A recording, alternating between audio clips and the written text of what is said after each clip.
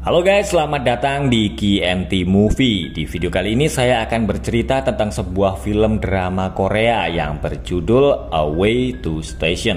Tapi sebelum kita mulai, buat kalian yang belum subscribe, ayo buruan di subscribe dulu channel KMT Movie. Cerita dimulai di stasiun Sodo. Seorang gadis yang bernama Han Ji-a sedang duduk sendirian. Ingatannya kemudian kembali saat dia masih SMA. Saat sedang pelajaran, Ji-a tiba-tiba keluar dari kelasnya. Melihat itu, temannya yang bernama Ye-sun lalu segera mengejarnya. Ternyata Ji-a keluar dari kelas karena dia melihat temannya yang bernama Sung-yun pingsan saat pelajaran olahraga. Ji-a lalu akan mengantar Sung-yun pergi ke dokter untuk memeriksa kesehatannya. Ternyata Sung-yun hanya pura-pura pingsan agar dia tidak mengikuti pelajaran. Sung-yun berkata kalau dia tidak serius sekolah karena suatu saat nanti dia akan terkena penyakit Alzheimer sama seperti ibunya, yaitu penyakit yang menyebabkan Sung-yun akan kehilangan semua ingatannya. Mereka berdua lalu pergi membeli roti karena Ji-a sangat suka dengan roti.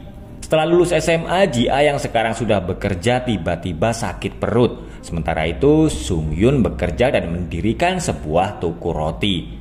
Ji-a memiliki kakak keponakan yang bekerja sebagai dokter. Dia bernama Eun-su.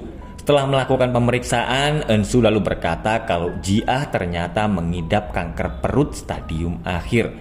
Hari itu Ji-a sedang berulang tahun. Dia lalu mendapat kiriman kue dari toko roti milik Sung-yun. Ji-a sengaja tidak memberitahu ibunya tentang penyakitnya karena dia tidak ingin ibunya bersedih. Ji-a sedang merayakan ulang tahunnya bersama pacarnya yang bernama Sok-jin. Ji-a lalu memberitahu Sok-jin kalau dia mengidap kanker perut. Di rumah sakit, Eun-su khawatir karena Ji-a tidak datang untuk menjalani kemoterapi. Ternyata Ji-a pergi untuk menemui ibunya yang bernama Kyung-suk. Ji-a memberitahu ibunya kalau dia mengambil cuti selama 2 hari dan akan menginap di situ. Setelah makan malam, Ji-a bertemu dengan teman SMA-nya yaitu Ye-sun dan Dong-chan.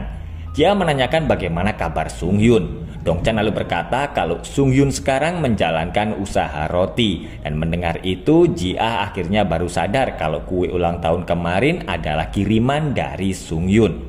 Dong-chan juga berkata kalau nama toko roti Sung-yun adalah nama panggilan Ji-a waktu kecil yaitu Dorothy. Ternyata diam-diam Dong-chan juga menyuruh Sung-yun agar datang ke situ dan mereka berdua akhirnya bertemu lagi setelah lama tidak pernah berhubungan. Ye-sun mengajak Dong-chan keluar agar Ji-a dan Sung-yun bisa berduaan.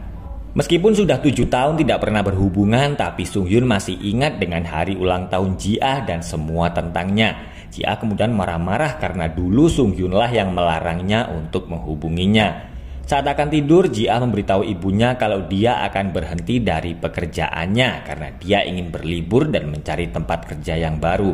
Besoknya, Ji-a memberikan surat pengunduran dirinya kepada atasannya. Melihat Ji-a, Sok-jin yang satu tempat kerja dengannya lalu segera mengejarnya. Tapi Ji-a tidak mau berbicara dengan Sok-jin karena mereka berdua ternyata sudah putus. Ji-a berkata kepada Kyung-suk kalau dia sementara akan tinggal di situ karena dia ingin memiliki lebih banyak waktu dengan ibunya itu. Ye-sun bekerja sebagai seorang guru. Dia mendapat telepon dari Ji-a yang mengajaknya untuk ketemuan. Ji-a pun tertawa karena melihat Ye-sun dan Dong-chan yang selalu saja bertengkar. Malamnya Ji-a menemui Sung-yun dan mereka berdua kemudian pergi makan malam bersama. Ji-a bertanya apakah Sung-yun sudah mempunyai pacar. Sung-yun pun langsung batuk-batuk karena Ji-a mengajaknya pacaran. Meskipun menyukai Ji-a, tapi Sung-yun menolaknya dan dia berkata kalau hubungan mereka dulu hanyalah sebagai teman. Sementara itu, Eun-su akhirnya memberitahu Kyung-suk tentang penyakit yang sedang diderita Ji-a. Saat Sung-yun mengantarnya pulang, Ji-a meminta maaf karena tadi dia mengajaknya pacaran. Sesampainya di rumah, Kyung-suk yang khawatir mengajak Ji-a pergi ke rumah sakit untuk melakukan kemoterapi. Ternyata 2 tahun yang lalu Ji-a sudah menjalani operasi dan kemoterapi, tapi dia tidak pernah memberitahu ibunya. Ji-a berkata kalau penyakitnya sekarang sudah semakin parah dan tidak ada gunanya lagi melakukan kemoterapi. Besoknya Ji-a dan ibunya pergi ke makam ayahnya. Sambil menangis, Kyung-suk memohon agar penyakit Ji-a pindah ke tubuhnya. Saat perjalanan pulang, Kyung Suk berkata kalau dia akan melakukan apapun yang putrinya inginkan. Tapi Ji-ah tiba-tiba menjawab kalau dia ingin berkencan. Dia lalu bercerita kalau kemarin Sung Yun telah menolaknya mentah-mentah. Mendengar cerita Ji-ah, Kyung Suk lalu segera pergi menemui Sung Yun. Tapi dia tiba-tiba membatalkan niatnya. Sebenarnya Kyung Suk ke situ ingin meminta agar Sung Yun mau berpacaran dengan putrinya. Sementara itu Ji-ah sedang kesakitan di rumah. Yisun yang sedang mengajar mendapat telepon dari Kyung Suk yang memberitahu kalau Ji-ah sedang dirawat di rumah sakit. Mendengar itu dia lalu segera memberitahu Dong Chan dan juga Sung Hyun.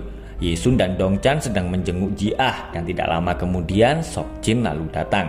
Sok Jin meminta agar Ji-ah kembali ke Seoul dan melakukan kemoterapi. Ternyata Sung Hyun yang baru saja datang mendengar percakapan mereka. Sesampainya di rumah, Sung Yun merasa sedih karena dia tahu apa yang terjadi dengan Ji-ah. Ji-ah meminta agar Ensu dan ibunya berhenti untuk mengajaknya melakukan kemoterapi. Ji-ah berkata kalau dia hanya ingin melakukan apa yang dia sukai di sisa hidupnya. Ji-ah yang sedang di danau bersama Sung Yun langsung terkejut karena Sung Yun tiba-tiba mengajaknya pacaran. Sung Yun berkata kalau dia juga sebenarnya menyukai Ji-ah. Tapi sebelum Ji-ah menjawabnya, Dong Chan yang ternyata mendengar percakapan mereka langsung berteriak kalau Sung Yun dan Ji-ah telah resmi pacaran. Hari itu Ji-ah dan yang lain sedang liburan di danau dengan kakak Sung Yun yaitu Jun Hyun dan pacarnya yang bernama Emi. Mereka berdua lalu berdoa agar Ji-ah dan Sung Yun menjadi pasangan yang bahagia. Besoknya Sung Yun membuat kejutan untuk Ji-ah. Dia meminta agar Ji-ah mau menikah dengannya. Tapi Ji-ah ternyata menolaknya karena dia berpikir kalau Sung Yun melakukan itu karena hidupnya sudah tidak lama lagi. Ji-ah pulang dan marah-marah kepada ibunya karena dia mengira kalau Kyung Suk telah meminta Sung Yun untuk melamarnya. Ji-ah berkata kalau setelah kehilangan kedua orang tuanya, Ji-ah tidak ingin Sung Yun merasakan kehilangan lagi karena dia telah menikahi orang yang akan mati. Yisun yang saat itu sedang di depan pintu langsung menangis setelah tahu kalau sahabatnya sedang sakit kanker dan hidupnya tidak akan lama lagi. Sung Yun ternyata mencatat semuanya ke dalam sebuah buku karena sebentar lagi dia akan kehilangan ingatannya. Sung Yun mengirim kue ulang tahun kepada Ji-ah karena dia berpikir itu mungkin menjadi kesempatan terakhirnya. Sung Yun lalu berkata kalau Ji-ah boleh menolaknya karena dia akan lupa dengan semuanya. Dan setelah itu Sung Yun akan melamarnya lagi. Tapi Ji-ah tetap tidak ingin Sung Yun bersedih lagi meskipun dia akan melupakan semuanya. Saat di rumah, Kyung Suk meminta agar Ji-ah menerima lamaran Sung Yun karena dia tahu kalau mereka berdua sebenarnya saling mencintai. Sung Yun kembali melamar Ji-ah. Sung Yun berkata kalau dia akan tetap merasa bahagia meskipun itu hanya sebentar. Dia ingin orang yang terakhir diingatnya adalah Ji-ah. Mendengar itu, Ji-ah akhirnya menerima lamaran Sung Yun. Ji-ah dan Sung Yun akhirnya menikah. Saat membereskan barang-barang, Sung Yun terkejut karena Ji-ah ternyata masih menyimpan kalung yang dulu Sung Yun berikan saat mereka masih SMA. Tapi besoknya Ji-ah merasa kalau Sung Yun sudah mulai kehilangan ingatannya karena dia bertanya apakah Ji-ah masih menyimpan kalung yang dulu dia berikan saat SMA. Saat sedang membersihkan rumah, Sung Yun menemukan obat milik Ji-ah yang terjatuh di lantai. Dia lalu menyimpan obat itu di lemari dapur. Malamnya Ji-ah tiba-tiba merasa kesakitan, tapi Sung Yun lupa kalau dia telah menaruh obat Ji-ah di lemari dapur. Tapi beruntung dia masih bisa menemukan obat itu. Sung Yun kemudian meminta maaf karena dia telah lupa menyimpan obat Ji-ah. Sung Yun sedang membeli es krim untuk Ji-ah, tapi dia tidak sadar kalau kartu ATM-nya ketinggalan.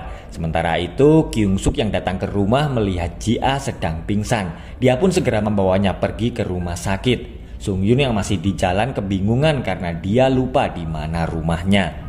Di rumah sakit, Yesun dan yang lain kebingungan karena mereka tidak bisa menghubungi Sung Yun. Akhirnya Sung Yun bisa menemukan rumahnya, tapi tidak berapa lama kemudian Dong Chan datang dan memberitahu kalau Ji-ah telah meninggal.